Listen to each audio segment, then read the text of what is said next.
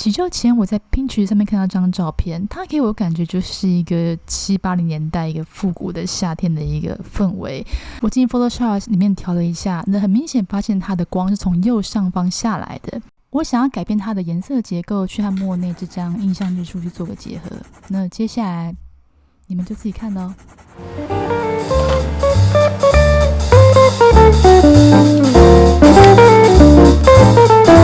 我的笔筒里面其实有非常非常的多笔刷，但是呢，就像是在衣橱里面永远有穿不完的衣服一样，最后拿的永远都是那几件。那手上拿的这支笔刷，它是尼龙纤维的。那尼龙纤维笔刷它的优点是富有弹性，而且它很适合不管是水彩或是其他的亚克力颜料上面的使用。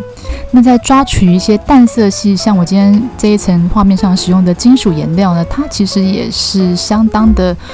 好吸取这些颜料的，因为它不会过度柔软。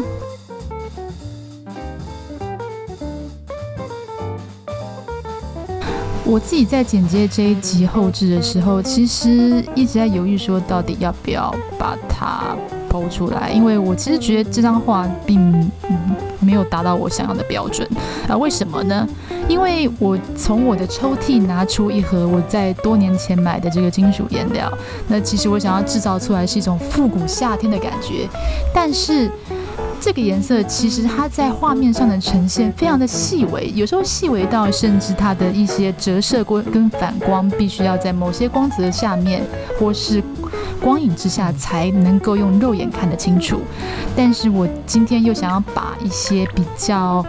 我想要的颜色放进去的时候，它们其实就会互相影响，那导致它原本这种比较细微的金属光没有办法从画面上完整的表现出来。那最后的成品我其实还真的不是太满意。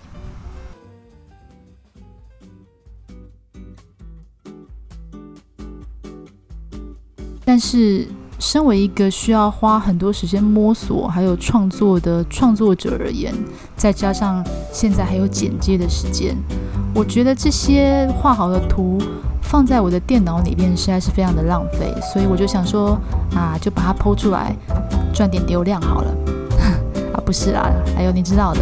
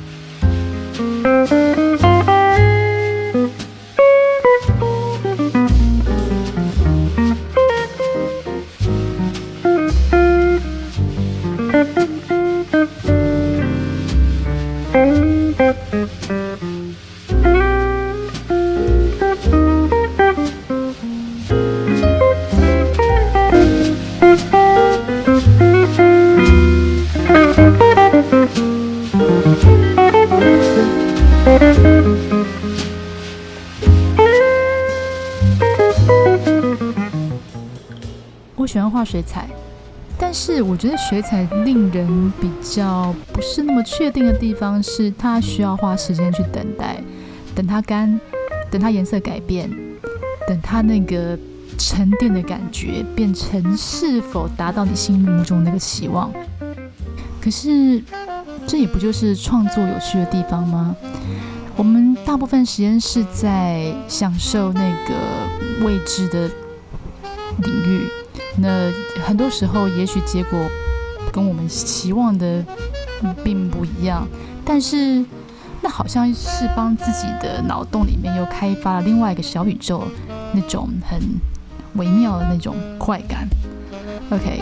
如果你喜欢我今天的过程分享，请帮我按赞并且订阅，希望我们可以下次再见。我是 Cielo， 拜拜。